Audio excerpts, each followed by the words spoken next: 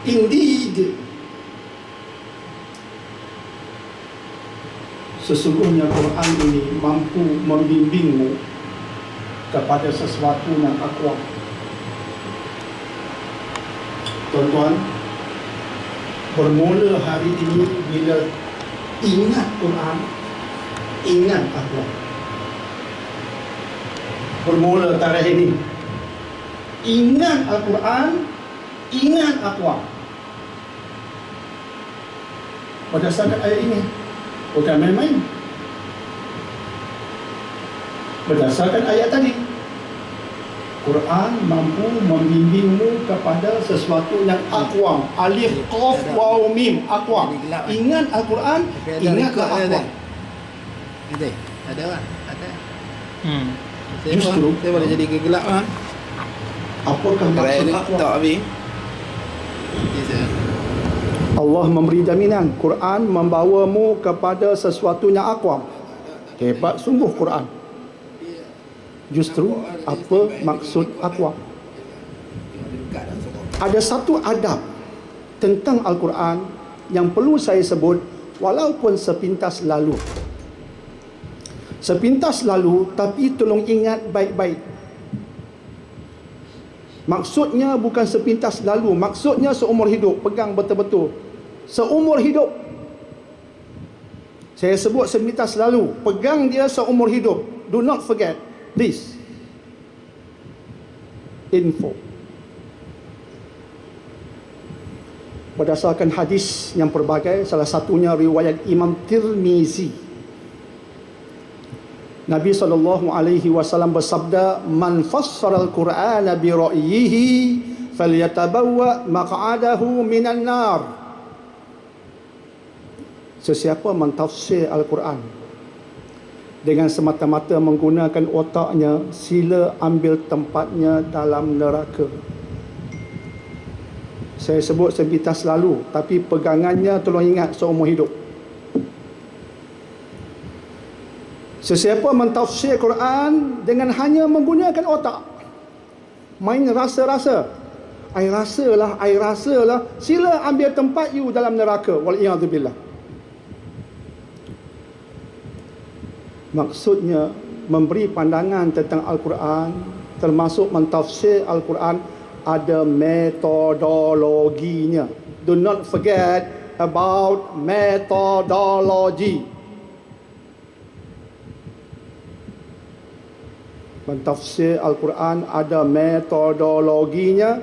Sesiapa mentafsir secara sembarangan, tempatnya neraka. Bagaimana metodologinya? Itu tajuk lain. Ini sepintas lalu, paling mudah, paling senang dan betul. Mudah, senang, betul. Ialah merujuk pada kitab-kitab tafsir yang muktabar. Simple but right. Kitab tafsir yang sah, yang agak popular, tafsir Ibn Kathir. Nama kitabnya Tafsirul Quranil Azim. Yang agak terkenal bab hukum, tafsir Qurtubi. Nama kitabnya Al-Jami' li Ahkamil Quran. Ataupun tafsir moden sikit, Syekh Said Hawa, ulama Syria, Allahyarham. Nama kitab tafsirnya Al-Asaf fi Tafsir. Ataupun ulama Nusantara, Hamka, nama kitab tafsirnya Tafsir Al-Azhar. Boleh belakang. Tapi jangan guna otak sendiri-sendiri. Haram. Berbalik ayat 9 surah Al-Isra dengan pertanyaan saya tadi. Apa maksud aqwam? Untuk menjawabnya, saya merujuk pada kitab tafsir yang sah.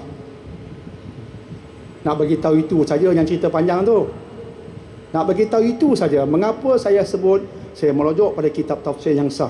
Sebab metodologi. Kitab tafsirnya bernama Al-Jami' li Ahkamil Quran, karangan Imam Qurtubi rahimahullahu taala. Imam Qurtubi mengatakan aqwam bermaksud dalam kitab itu. Aqwam bermaksud yang paling benar, yang paling adil dan yang paling tepat. That is the meaning of aqwam. indeed this Quran can guide you towards something aqwam. And what is the meaning of aqwam? Aqwam? Sudah pun saya jawab. Maksud aqwam yang paling benar, paling adil, paling tepat. Jika Quran paling benar, mengapa cari kebenaran lain? Jika hukum hakam Quran paling adil, mengapa cari hukum hakam lain? Jika formula Quran paling tepat, mengapa cari formula lain? Sebab itu pada hari ini umat secara umumnya ada banyak problem, bukan sebab kita tak ada formula, tapi disebabkan formula kita tidak aqwam.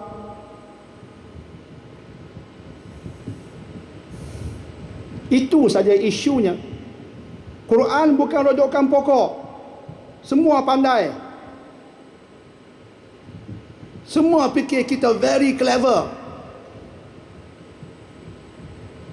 Kita lupa Quran ni aqwam. Allah bagi tahu, Quran aku ni aqwam indeed. Lantas kita keluarkan formula, tapi tak merujuk sangat pada Al-Quran yang aqwam. Itu problem besar. Itu masalah besar kita. Jadi Al-Quran paling benar, paling adil, paling tepat. Begitulah kehebatan Al-Quran. Sebab itu, lagi 12 minit, tuan. Ini baru mukadimah. Maka rumusan daripada mukadimah saya ini, rumusannya ialah simple. Jangan hanya mengaji, tapi hendaklah kita mengaji dan mengkaji Al-Quran. Do not just read the Quran. From today onwards, please read the Quran with understanding. That is the message. Bacalah dengan tajwid, bagus. Bacalah dengan taranum, bagus. Tapi jangan berpuas hati sekadar itu. Teruskan lagi untuk tadabbur, teruskan lagi untuk memahami. Bila kita mula memahami Quran, kita akan berubah. Saya mula berminat memahami ketika pergi ke Mesir. Saya orang sains. Saya tak pernah masuk sekolah agama. Saya budak sains, orang sains. Cinta sains, kasih sains. Tekun bab sains. Saya orang sains. Allah takdirkan demikian. Dari kecil di Singapura datang Pulau Pinang, orang sains saya ini. Saya cinta teramat sangat pada sains. Habis Quran, macam orang biasa, mengaji. Mak suruh mengaji, kita mengaji. Malas kena pukul, rajin sikit mengaji sebab kena bedal. Biasa. Budak nakal, remaja nakal, nakal biasa, malas mengaji Quran. But I am very interested with science. Sains terbeliak wajib mata, tak tidur tak apa. Dapat beasiswa, ambil sains di Mesir, sains perubatan. Sampai di sana teringat nak belajar bahasa Arab. Bukan sebab wajib, teringat nak belajar bahasa Arab. Belajar. Dah belajar, teringat nak kaji Quran. Beli Al-Asas fi Tafsir Syekh Said Hawa. Ulama itu punyalah Masya Allah.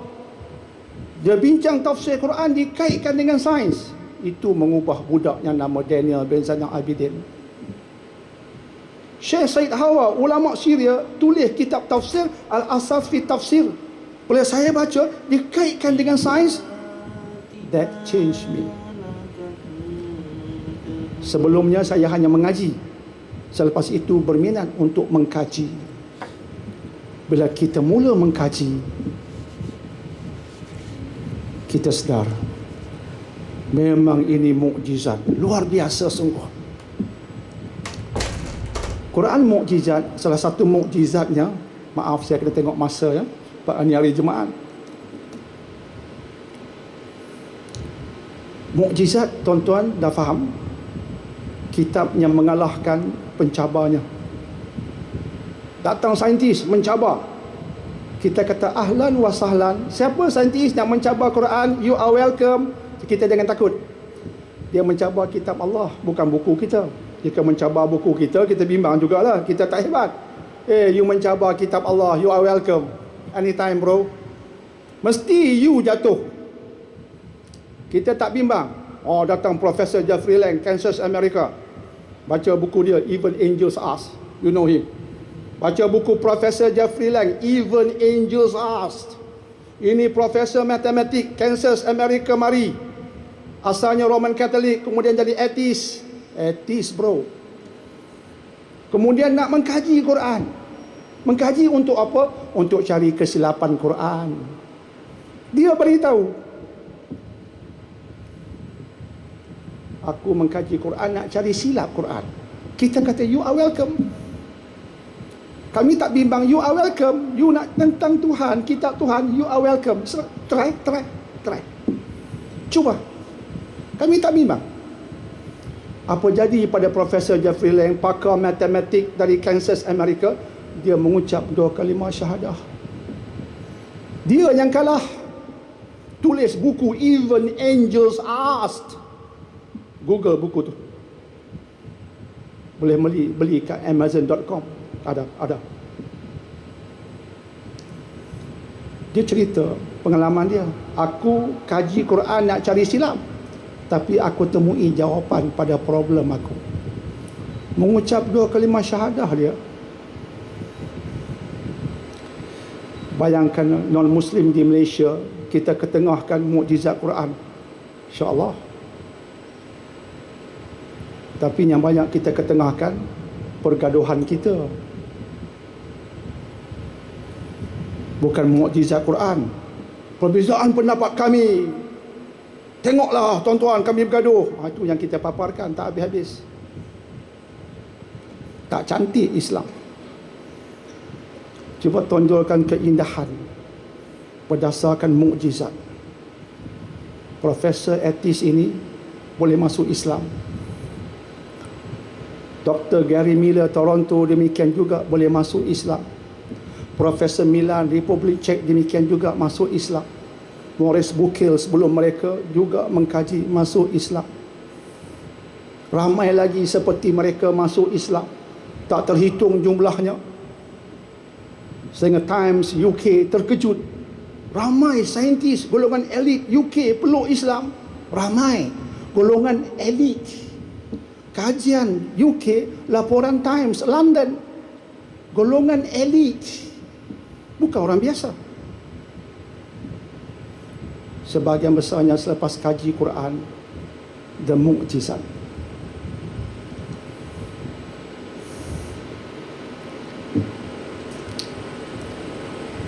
Jadi itulah kelebihan Quran. 12.50. Nak masuk Quran dan sains 5 minit saja. Just 5 minutes. Tapi 5 minitnya berharga, insya-Allah. Allah berikan 5 minit berharga sangat. Tuan-tuan hadirin yang dihormati lagi dimuliakan. Salah satu mukjizat Quran di penjuru sains. Soalan besar, bolehkah sains penemuan manusia dikaitkan dengan Quran, kalam Allah? Penemuan manusia guna Hubble teleskop kaji. Penemuan boleh tersilap. Nak kait dengan kalam Allah yang tak mungkin tersilap, bolehkah? Dua pandangan. Tapi saya mengambil pandangan ulama yang mengatakan boleh. Dalilnya tak sempat saya kupas, tapi siapa berminat pergi kaji dalil ini. Surah Fussilat ayat 53. Dan saya mengambil pendekatan boleh berdasarkan kaedah metodologi diutarakan oleh Syekh Said Hawa dalam kitab Al-Asas fi Tafsir, Hamka dalam tafsir Al-Azharnya, juga merujuk pada ulama terkenal bidang Quran, termasuk ulum Quran. Antara kitab yang saya suka bahasa Arab oleh ulama hebat bidang Quran dan ulum Quran ialah Syekh Muhammad Ali As-Sabuni. Ulama Syria pernah kita jemput ke Malaysia bercakap tentang tragedi Syria. Ulama ulum Quran. Kitab beliau yang saya suka, sayang sangat, bertajuk At-Tibyan fi Ulumil Quran. At-Tibyan fi Ulumil Quran, cerita tentang bagaimana memahami Quran. Dia merumuskan tidak salah mengaitkan Quran dengan sains. Saya beri hanya kesimpulan. tentang apa yang saya katakan ini bukan sesat. Jauh sekali Wahabi.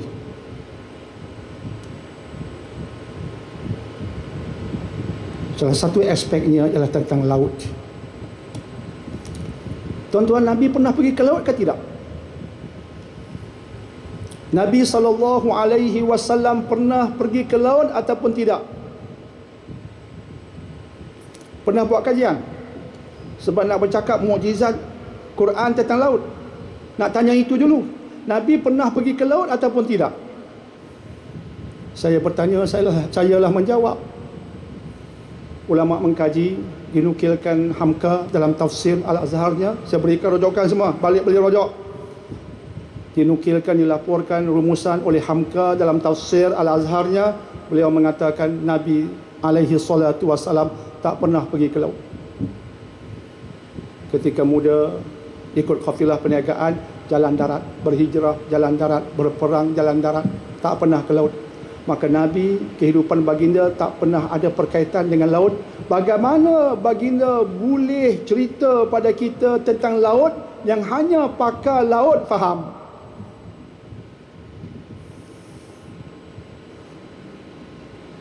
Artinya Nabi memang tak tahu bab laut, tapi tahu sebab wahyu.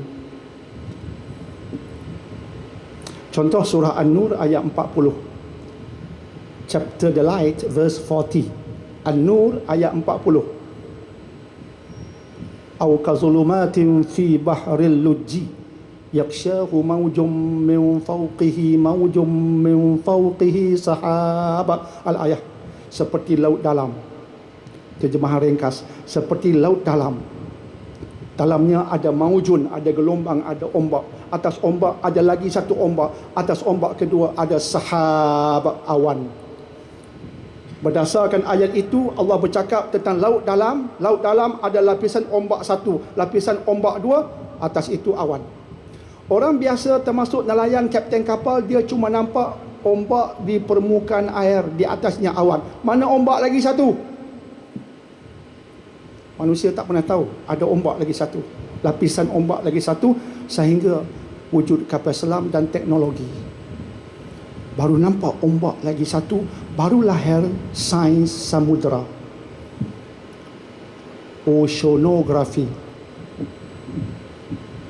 Baru buku-buku ditulis oleh Gross dan seumpamanya, pakar-pakar oceanografi baru lahir. Baru orang faham, oh, laut dalam ada internal waves, then surface waves, and then the clouds. Sebab ketumpatan air terbahagi dua.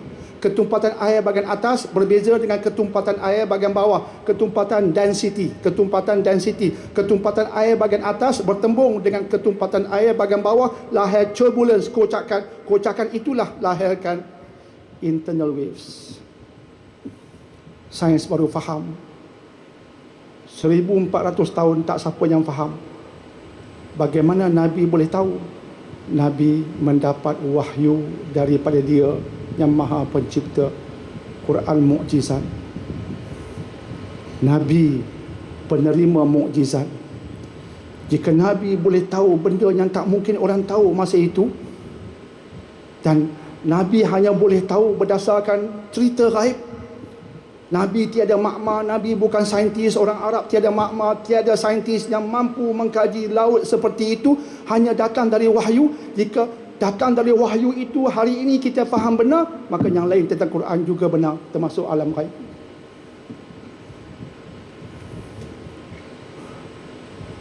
Sebab itu tak mengejutkan orang barat, makin ramai yang kaji Quran beriman. Dan mereka pintu masuknya sains, tapi keimanannya segala-galanya. Sebab jika Nabi boleh tahu sedangkan Nabi tak mungkin tahu, mesti datang dari kuasa gaib. Jika dia kuasa gaib mengetahui ini, dia mengetahui segala-galanya. We believe in him.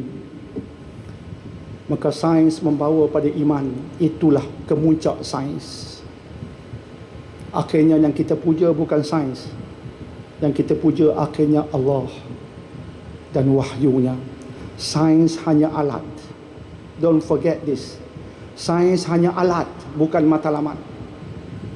Cikgu ingat ini, Prof ingat ini. Sains hanya alat, bukan matlamat. Alat nak bawa ke mana? Kepada Allah. Itu matlamat. Dan kepada pengagungan kalam Allah.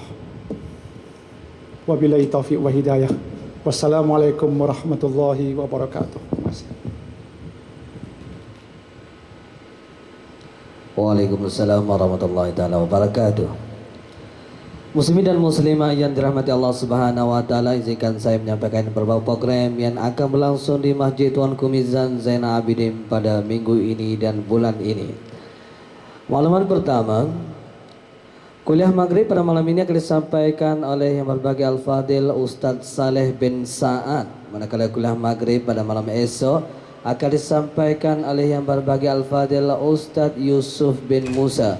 Begitu juga dengan kuliah maghrib pada hari Rabu akan disampaikan oleh yang berbahagia Al-Fadil Ustadz Nizamuddin Zakaria. Manakala kuliah subuh pada pagi esok akan disampaikan oleh yang berbahagia